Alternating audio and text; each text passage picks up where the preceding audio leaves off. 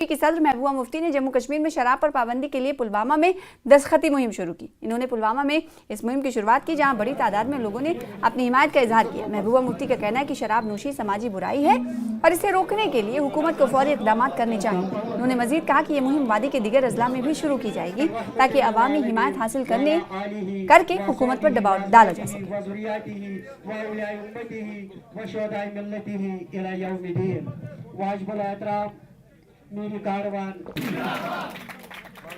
और आपको बताएं कि आज पहला दिन नहीं है कि दस्तखती मुहिम ये किया जा रहा हो पीडीपी की तरफ से।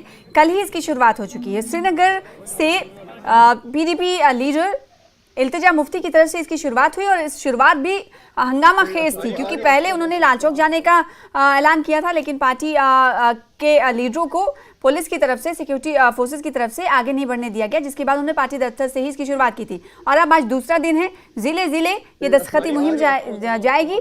अल्कोहल बैन की मांग को लेकर दस्तखती मुहिम चलाने का पीडीपी ने मुहिम चलाने का ऐलान किया था, जिसका आज दूसरा दिन है। और ये पुलवामा की तस्वीर आप देख पा रहे हैं।